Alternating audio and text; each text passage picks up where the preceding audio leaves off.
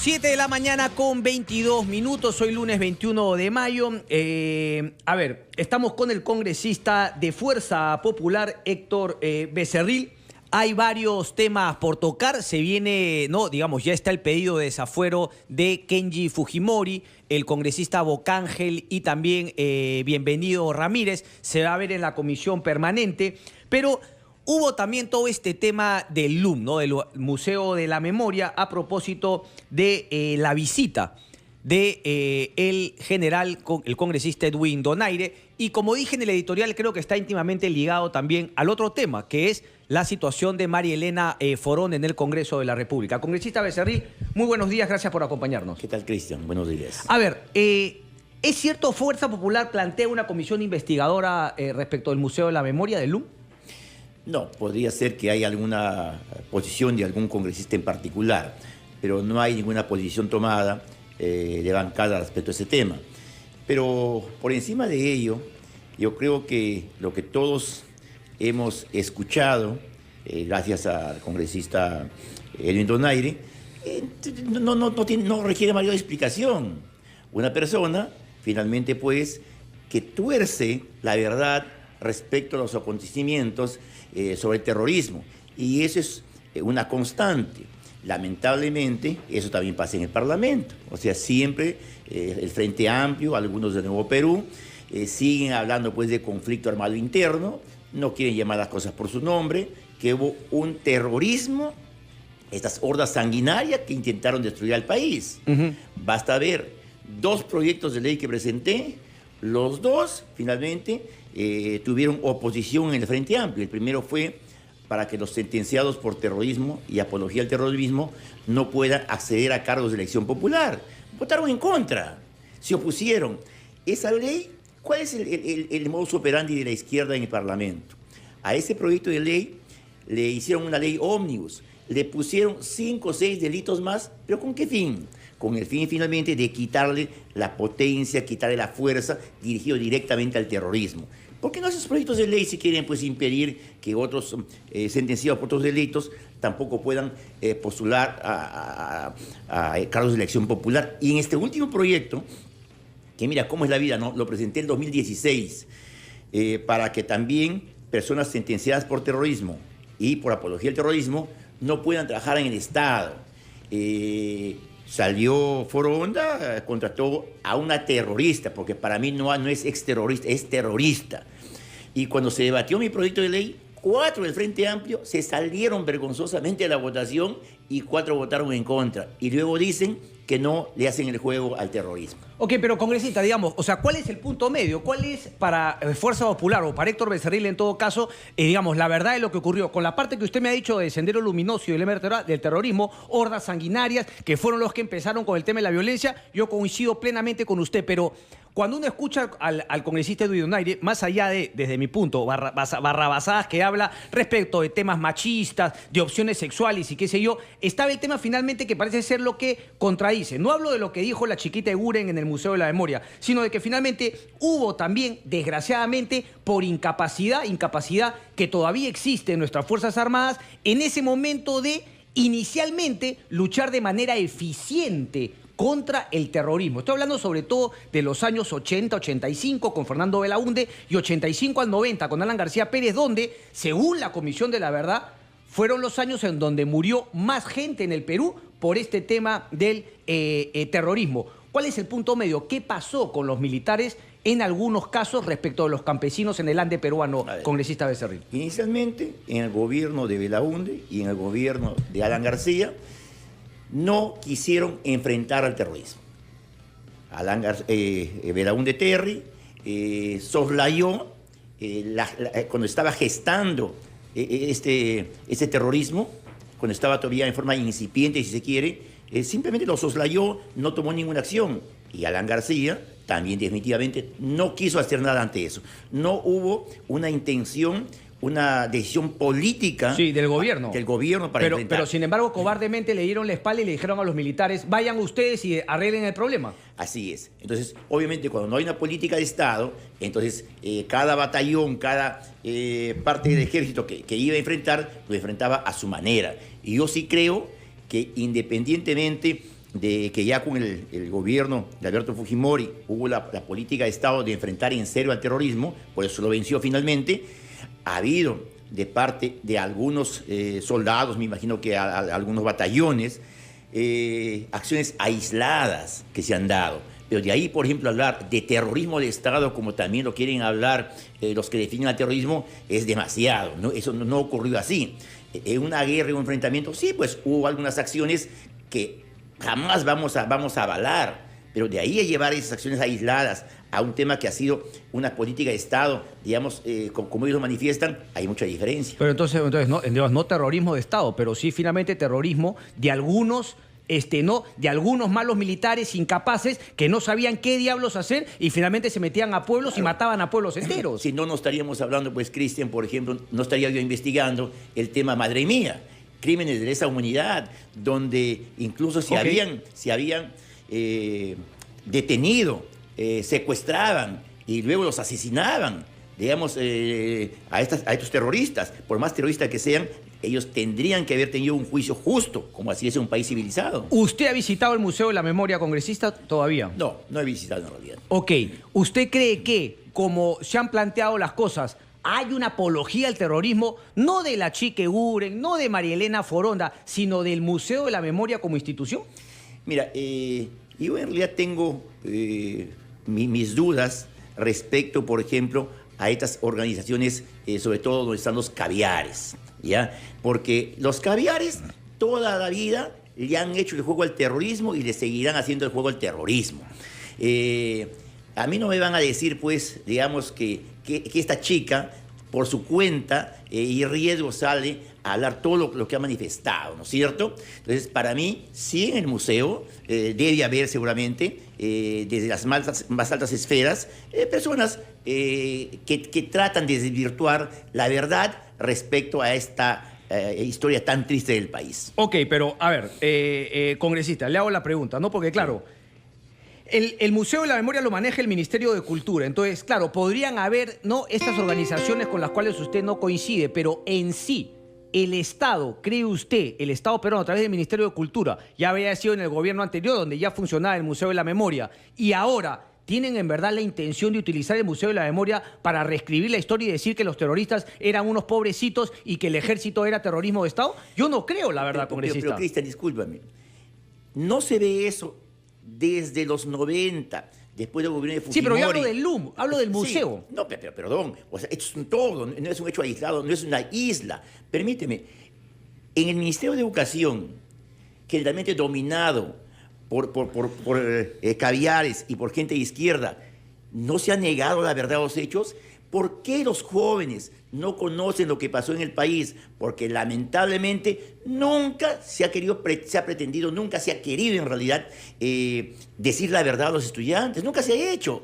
Incluso se ha torcido la verdad. Están ahí en los currículos, en los libros que enseñan a nuestros niños y ahora jóvenes. Eso es cierto. Así es que donde están los caviares, como también en el Ministerio de Cultura, yo no tengo ninguna duda de que van a soslayar la verdad y no van a decir las cosas como son, porque lamentablemente es el sesgo político que tienen. Pero ahí está cayendo justamente lo que yo criticaba un poquito, ¿no? O sea, a ver, cuando uno dice algo a favor del fujimorismo en las redes sociales, a uno le caen encima y le dicen: corrupto, estás apoyando, ahí estás por tu tupper, corrupto. Y cuando un caviar, que la verdad sigo sin entender exactamente, pero puedo, digamos, identificar, ¿no?, de acuerdo a lo que plantea usted, quién sería caviar o no, pero ¿acaso los caviares tienen algo de proterrucos? Tienen un sesgo bastante marcado de defensa, digamos, de los terroristas. Yo no tengo... No, y lo digo, no, es que es cierto, pues. Ok, y es su punto de vista también. Y no es solamente mi punto de vista, Cristian, es lo que yo veo continuamente en el tema político en que estamos. Les gusta, pues, hacer el juego al terrorismo. Como te digo también, en este caso... Pero no me puede poner, pues, en el mismo nivel a María Elena Foronda, contratado de una terrorista, que Salvador de Salar, que lo llaman caviar y que, sin embargo, es una persona que defiende finalmente, ¿no?, que puede haber una visión progresista de las cosas, no tan cerradas. Entonces, son cosas completamente distintas. No podemos meter a todos en un mismo saco, congresista. Para mí, en todo tipo de hechos hay obviamente niveles de participación, niveles de responsabilidad. Claro, la responsabilidad de la congresista Foronda es gravísimo, o sea, contratar directamente a una persona que ella sabía que es terrorista, y no cualquier terrorista, una terrorista que administraba las casas del pueblo. Obviamente, con Salvador del Solar hay una diferencia grande, pero para mí también Salvador del Solar es una persona que sí, pues, o sea, le gusta convivir finalmente con gente de esa tendencia, ¿no? ¿Pero qué tendencia? ¿Qué tiene que ver? ¿A Salvador Solar le gusta la tendencia de María Elena Foronda? Yo estoy 100% seguro que no. De la gente, en realidad, que trata de torcer la verdad respecto, finalmente, a lo que pasó en el Perú en los años 90. Pero si a Salvador le preguntamos, dice exactamente lo mismo que usted, que los que iniciaron todo fueron unos terroristas sanguinarios, Sendero Luminoso y MRTA, y que los militares también cometieron, obviamente, delitos y excesos y matanzas. Los caviares son los que dicen, pues, también que acá ha habido terrorismo de Estado, ¿no? Y que había un conflicto armado interno. Bueno, una pregunta para irme a la pausa. Antes de despedir, en todo caso, de manera definitiva, si fuese el caso, a la chica Gabriela Eguren, ¿no cree que sería lo justo que se pueda ver todo el audio y todo el video de toda la visita, o cree que con los 6 minutos editados por el congresista Donaire basta? Estamos ya en el plan de creerle que Donaire le puso palabras en la boca. Esa chica no puede estar un solo minuto más, ni siquiera ya tendría ninguna posibilidad de volver a trabajar en el museo. No puede, porque lo que ha dicho es contundente. Lo que ha dicho no es cualquier cosa. ¿Qué dijo? Es gravísimo. ¿Qué dijo? Ha manifestado, por ejemplo, que los militares, que se ha indultado a Alberto Fujimori, y de igual manera se tiene que indultar a Imer Guzmán. O sea, ¿cómo puede poner, pues, en el mismo saco? Y otras expresiones a favor del terrorismo, ¿no es cierto? Correcto. Eso es lo que se ha podido ver. ¿Se compromete, congresista, a ir al LUM o nunca va a ir al LUM por la posición que tiene el LUM? No, como está ahora es imposible. ¿Para qué vas a ir, o sea, a escuchar lo que escuchó? Para poder criticar, por lo menos con conocimiento de causa, congresista. Ya está, pues el general Donaire no solamente ha ido, sino lo ha explicitado, ha puesto la grabación, y ahora le saltan al cuello a él. O sea, como que si él fuera responsable. Eso no es... Es una nueva versión de Congrespías, ¿no? Unos con relojes y otros disfrazados. Bueno, es una nueva versión, ¿no? Yo veo que sí, pues eso es real, ¿no es cierto? Yo más te digo, a mí jamás se me ocurriría en realidad grabar a nadie ni espiar conversaciones, ¿no? 7 de la mañana con 35 minutos. Héctor Becerril, congresista de Fuerza Popular, nos acompaña. Vamos a hacer una breve pausa y vamos a regresar para hablar de lo que será el futuro de Kenji Fujimori, bienvenido Ramírez, y el congresista Guillermo Bocángel, posible desafuero. Venimos. Seguimos conversando con el congresista de Fuerza Popular, Héctor Becerril. Congresista, a ver, se habló mucho de que ya había habido un acuerdo, un supuesto acuerdo entre Keiko y Kenji para evitar, obviamente, el desafuero, que Alberto Fujimori estaría detrás para amistar a los hermanos. Queda claro que eso no es así, porque finalmente ya se aprobó en la subcomisión de acusaciones constitucionales, y ahora viene la votación en la comisión permanente y luego en el pleno del Congreso. Fuerza Popular ya decidió votar por el desafuero de Kenji, de Bocángel y de Bienvenido Ramírez, congresista. Cristian, dos cosas. En primer lugar, yo entiendo que nuestros rivales políticos hayan dicho eso, para desacreditar a Keiko, desacreditar a Fuerza Popular. Lo grave acá es que el 90% de medios periodísticos daban por hecho esto y lo ponían en relevancia en titulares. Que Kenji declaró en el Ministerio Público y no acusó a Keiko porque ya había un acuerdo. Entonces, eso demuestra, pues, el sesgo de muchos medios de comunicación, aunque no les gusta que los diga, hay que decirlo. Que lamentablemente... ¿Y por qué no dijo nada Kenji? Porque no tiene nada que decir. Porque no puede... ¿Cómo se la dejo dando bote también para que la meta al arco, no? Porque no puede inventar, pues, cosas que no existen, así de claro. Y respecto a lo que ha pasado, todo el país ha visto, me imagino, sorprendido y asqueado las grabaciones que ha presentado Moisés Mamani, donde se ve a un presidente de la República, por lo menos seguro con un ministro que es Bruno Yufra, y congresistas, excongresistas de nuestra bancada ahora ya, conformando una organización delictiva para comprar votos para torcer voluntades a cambio de prebendas para que se quede en el gobierno un presidente corrupto. Eso ha visto el país. Si después de ver esto, el Congreso no es capaz de que haya ese desafuero a estos congresistas, entonces el Congreso, una vez más, está dando las espaldas al pueblo, está priorizando intereses mezquinos y no luchando contra la corrupción. Ok, a ver, digamos, así mirado de lejos uno podría, digamos, imposible no estar de acuerdo con lo que usted plantea, pero luego uno se pregunta, ¿y Yesenia Ponce? Y se pregunta por el congresista que ya tiene sentencia en segunda instancia. Incluso en segunda instancia, y finalmente todavía no lo libera el Congreso de la República. El presidente del Congreso de su partido ha dicho que el Congreso se tiene que manifestar primero. O sea, uno dice, ¿es para todos o para mis amigos todo, para mis enemigos la ley? Punto por punto. En el caso del congresista Benicio Ríos, nunca ha llegado al Congreso un pedido de la Suprema pidiendo, digamos, su levantamiento de inmunidad. Si llegase, ¿cuál es su posición a priori? ¿Cuál es su posición a priori? Tiene que ser inmediata. Inmediatamente, no podemos demorar ni siquiera un día. Tiene que convocarse una sesión inmediata y ponerlo a disposición de la justicia. Sí, pero ustedes no tienen que esperar ese pedido de la Corte Suprema. Ustedes lo podrían hacer de motu propio. No, señor. No es así. No es así. Tiene que solicitarlo y así dice el reglamento del Congreso. Ahora, la Suprema, por ese caso, ha ido en contra de la ley del Congreso, porque el reglamento es una ley, tiene carácter de ley, y dice que no. Ellos simplemente, sin pedir el levantamiento de la inmunidad y arresto, pueden arrestarlo. Y eso no es cierto, no lo pueden hacer. Hay inmunidad de arresto, hay inmunidad de proceso, hay inmunidad de opinión y inmunidad de votación. 4 inmunidades que tienen que levantarse.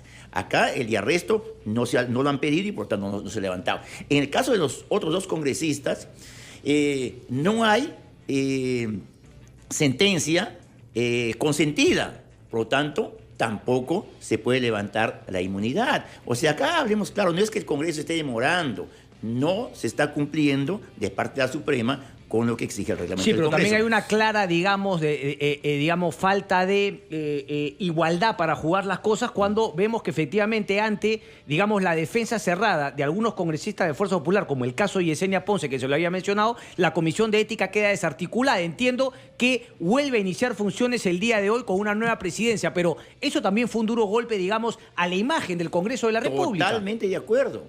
Yo acá ni en ningún lugar voy a querer, digamos, dorar la píldora. Acá es clarísimo. Con Yesenia se cometió un grave error. ¿Cuál fue ese error, congresista? Error en no sancionarla. Y para mí, y lo he pedido en muchas oportunidades, y siempre que me preguntan, declaro en igual sentido, esto tiene que regresar a la Comisión de Ética. La Comisión de Ética tiene que revisar el caso de Yesenia Ponce y finalmente tiene que actuarse de acuerdo, digamos, a la ética y a la moral. Ok, en el caso volviendo a Ramírez, Kenji Fujimori y Bocángel, ¿usted cree que están las pruebas contundentes para que sean desaforados? No tengo la menor duda, y eso lo he sustentado el día jueves en la Subcomisión de Acusaciones Constitucionales. Igualmente, el día miércoles que van a citar a la Comisión Permanente, igual va a ser mi posición y la posición de los miembros de la subcomisión que hemos defendido esa posición. O sea, no hay otra.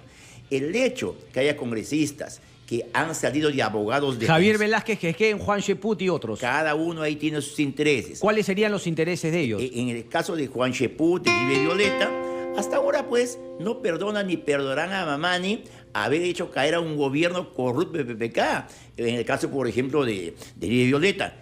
¿Acaso no ha sido su padrino PPK?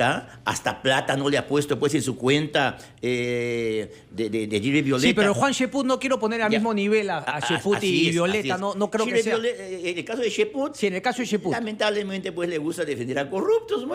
Defendió finalmente a Toledo, defendió a PPK y ahora defiende a Kenji. O sea, él tiene su karma ya. Siempre lo que es la corrupción él va a defender. Pero que es un ingenuo, es un incapaz, o sea... No, yo no sé, no logro entender en realidad por qué. Porque en el de Violeta es cierto, usted dice, hay intereses económicos, han habido, ¿no?, otros arreglos previos, pero en el caso de Cheput... Pero bueno, lo que usted argumenta no sería lo mismo para ustedes, es decir, claro, ellos tienen un voto porque ahora está, digamos, con los congresistas que ahora tiene Fuerza Popular, ya no están seguros que vayan a mantener la presidencia del Congreso de la República. Entonces, claro, usted me decía fuera de cámaras, seguramente es porque ellos también tienen interés de mantener los Avengers para con esos votos poder quitarnos la presidencia, pero se podría decir lo mismo de ustedes. No. Ustedes quieren votar a estos congresistas para poder tener los accesitarios y contar con esos votos. No, Cristian, no es así.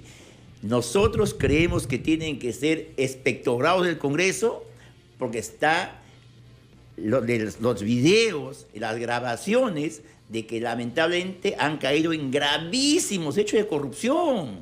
Han infringido la Constitución y también han cometido delitos penales. Ese es el punto. No son los únicos tres pues, que han incurrido en eso. Claro, en el tema del PPK, obviamente, pero hay otros casos de corrupción que también justamente, le acabo de decir Benicio Ríos, el tema de la chica Ponce y otros congresistas más que también dicen, bueno, a igual situación, igual decisión. Desafuero de varios. No, pero yo ya te expliqué, en el caso de Benicio, el día que la Suprema haga llegar al Congreso el pedido de levantamiento de inmunidad, ese mismo momento, sin ningún tipo de dilación, tiene que hacerse. Entonces, es diferente.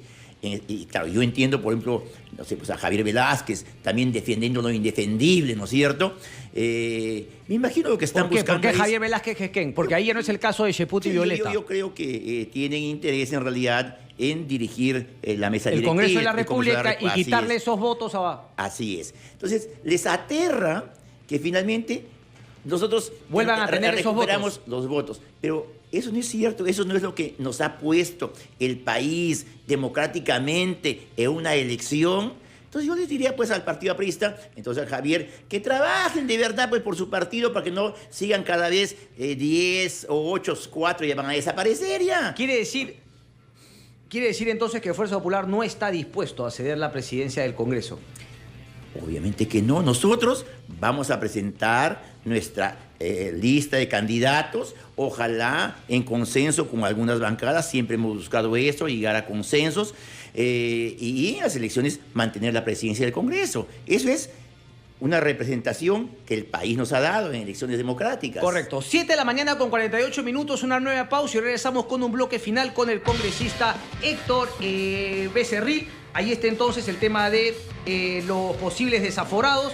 Lo va a votar la Comisión Permanente y luego el Congreso. Recuerden que es una mayoría simple, pero los 30 de la Comisión Permanente ya no votarían en ese pleno del Congreso. Vamos a hablar de otras cosas, facultades legislativas, el tema de la ley Mulder y la ley de financiamiento político. Ayer escuchaba a la congresista Úrsula Letona decir que finalmente, digamos, ya estaba el consenso y que obviamente esto se venía irremediablemente. 7:48, pausa y regresamos. Congresista, a ver, ayer el diario La República, creo que fue, Congreso gastaría 122.000 en televisores y frigobares. También se hablaba del monto exorbitante para algunos del gasto en la comisión Lavallato. Respecto a la comisión Lavallato, creo que muy pocas veces se ha hecho una investigación tan importante en el Congreso de la República. Pregunto yo, ¿qué ha hecho el Ministerio Público respecto a toda esta investigación de Lavallato? Absolutamente nada, o sea, todos son fuegos artificiales. La única persona, bueno, como presidenta de la comisión y los demás congresistas de la comisión que han podido... Pero respecto a Ollanta-Humala y Nadine, el Ministerio Público no ha hecho nada. Incluso se ha granjeado, ¿no?, las críticas de algunos que dicen que ha sido excesivo con Ollanta-Humala y Nadine Heredia. Bueno, pues si vemos este tema, yo le pongo la otra cara. Respecto a Ollanta-Humala, ¿qué ha hecho el Ministerio Público y el Poder Judicial respecto a los execrables crímenes de lesa humanidad, secuestro, de Madre Mía? Okay. ¿Ha hecho algo? No ha hecho absolutamente nada. ¿No te imaginas la cantidad de testimonios que tengo yo, por ejemplo, en esa comisión? Y que también lo sabe el Ministerio Público, porque yo envío, después que tomen sus declaraciones, a esta gente para que finalmente el Ministerio Público conozca. Pero, Corista, déjame hacerle una pregunta. ¿Por qué es deporte nacional defenderse criticando al otro? ¿Por qué, independientemente de que me cuente lo que usted piense, el Ministerio Público no me responde respecto de lo que usted cree es la labor buena o mala de la Comisión Lavallato? Tú me estás manifestando una crítica, por ejemplo, sí, que está haciendo respecto de la Comisión Lavallato. Correcto. Y lo que corresponde es, finalmente, defender y decir lo que ocurre ahí. Okay. Y lo que ocurre ahí es de que el Ministerio Público no ha hecho absolutamente nada. Es cierto. O sea, ¿quién ha descubierto la corrupción de Pedro Pablo Kuczynski, Westfield, First Capital? ¿Quién ha descubierto las transferencias finalmente de dinero de la corrupta Odebrecht a las cuentas de estos banquitos y después a la cuenta de PPK, a la cuenta de Libre Violeta? ¿No ha sido la Comisión Lavallato? No seamos mezquinos. Entonces, yo entiendo que hay una campañita de querer tirarse abajo la comisión. Tengan un poquito de paciencia ya. En junio van a presentar el informe final y ya con eso, digamos, asunto arreglado. Y se va a ampliar las funciones de la Comisión Lavallato y también, digamos, las tareas, porque justamente una de las críticas fue no haber incluido a Keiko Fujimori porque Rosa Bartra comentó, no hemos visto el tema de las campañas, solamente el tema de los proyectos. Si es que eso finalmente va a ser así o solamente en junio va a terminar con la investigación de los proyectos. Para que la opinión pública sepa claro, como dicen, ¿por qué Keiko no está? No está porque el mismo Congreso en la moción que autorizó la investigación era a funcionarios, a presidentes que mediante la posición privilegiada que están han podido favorecer a Odebrecht, ¿correcto? Y Keiko no ha sido ni funcionaria ni presidente. Entonces no pueden pues querer contra la misma moción del Congreso que se investiga a Keiko. Hay una posición en la Comisión Lavallato para que se extienda también esa investigación a lo que es aportes de campaña. Entonces, eso seguramente en su momento se dará, esa investigación. Yo no sé si irá a continuar después de junio esta investigación, imagino que el Pleno lo tendrá que ver en su momento, pero vamos a que la investigación que se está haciendo es una investigación seria y objetiva. Ok, a ver, porque ayer el Comercio también sacó una cifra muy interesante, ¿no? La megacomisión de Sergio Tejada, 3.023.000 soles, 26 meses de trabajo, 85 sesiones, 95 interrogados. La comisión Lavallato, que preside Rosa Bartra, 2.794.000, 16 meses de trabajo, 101 sesiones, 142 interrogados. Ahí finalmente, ¿no? Digamos, hay una diferencia que bien podría decirse, bueno, sí, pues hay un ánimo, ¿no?, de desacreditar a la comisión Lavallato. Lo ha dicho también Gloria Montenegro, que es la crítica, digamos, ¿no?, más dura de la comisión Lavallato. Usted me va a responder ahorita de por qué cree que lo hace Gloria Montenegro, pero por ejemplo, ¿no?, Congreso gastará 122.000 soles en televisores y frigobares, es decir, más allá de la comisión Lavallato y en el trabajo, ¿no son gastos innecesarios 122.000 en televisores? El tema de las computadoras, mi pregunta es directa. ¿No cree que el Congreso también debería ceñirse a este pedido que se le hace al Ejecutivo de apretar un poco los gastos? Yo no he escuchado en ningún momento que vayan a comprar televisores para las oficinas de los congresistas. Yo creo que ahí tendrían que enterarse bien. Lo que están haciendo es comprar tipo tablets, ¿para qué? Para finalmente ya no gastar toneladas de papel y que esto sea mucho más viable. Eso está en camino. Lo otro, desconozco, porque quiera también que no estoy en la administración del Congreso, pero yo no tengo ninguna duda que el presidente del Congreso, Lucho Galarreta, jamás va a despilfarrar el dinero del Parlamento de la República. Y yo sé que es un hombre, digamos, transparente, un hombre honesto, y no creo que él esté haciendo cosas indebidas. Lo escuché a la congresista Úrsula Letona ayer, me parece, en un programa dominical, comentar que efectivamente ya había un consenso en el Congreso de la República para penalizar, ponerlo en el Código Penal, el tema del financiamiento a las campañas de algunos partidos, obviamente sin ser declarada, etcétera, etcétera. ¿Es un hecho? ¿Fuerza Popular va a apoyar esta decisión? Nosotros vamos a apoyar siempre lo que sea lucha contra la corrupción. Pero en este caso concreto, ¿cree que es una manera de luchar contra la corrupción? Mulder dijo que no. Yo creo que sí. Yo creo que si se encuentra financiamiento indebido en las campañas electorales, eso tiene que ser cuestionado, tiene que ser finalmente sancionado. Acá estamos trabajando en la Comisión de Constitución en lo que es los cambios, modificaciones en las leyes electorales. Y en esa discusión tiene que ponerse más candados para evitar que dinero de narcotráfico, dinero que no sabemos su procedencia, llegue a las campañas políticas. Eso es importante y en eso hay que trabajar. Una última, porque el tiempo me gana 8 en punto de la mañana. Facultades legislativas van a darle el apoyo, va a explicar César Villanueva con el ministro de Economía. Hubo unas ahí contradicciones, pero creo que ayer en entrevista al Comercio queda clara que César Villanueva, digamos, toma la batuta, además por encargo del propio ministro Vizcarra, y no se va a revisar esa polémica, ¿no?, respecto del impuesto a la renta en los sueldos bajos. Sí, yo creo que era un contrasentido a los que ganan 2.000 soles. ¿Cómo le vas a grabar? Pues es un abuso total. Pero yo creo que hay que escuchar al Premier, al ministro de Economía, cuando van al Congreso a sustentar este pedido, y en base a eso tomaremos decisiones. A priori yo creo que no es correcto decir no le vamos a dar, le vamos a dar. Hay que escucharlos. Y en base a eso tomaremos la mejor decisión. Congresista, una última que me da mucha curiosidad. La famosa ley Mulder, ¿no? Para que el Estado no pueda contratar publicidad en medios de comunicación. ¿Usted está en esa comisión? ¿Usted, digamos, está empapado de ese tema?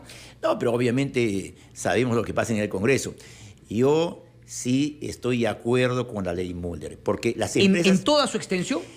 Quizás habría que ver alguna gradualidad, pero yo sí creo que las empresas privadas no pueden, pues, mantenerse en el mercado con el dinero de todos los peruanos. Acá hay una subvención directa mediante estos asesorías, avisajes que hay, que permiten a muchas empresas periodísticas estar en el mercado. Si eso no ocurriría, muchas saldrían del mercado. Entonces, Pero no sería una manera, por ejemplo, de decir, bueno, que a ver cuáles son las empresas que tienen audiencia, las empresas que tienen lectoría, y en base a eso darle publicidad, pero lo que busca la ley es prohibírsela a todos. Sí, es que obviamente ha habido un abuso total de que en algunas empresas periodísticas el 80% se maneja, la pauta publicitaria lo pone el Estado.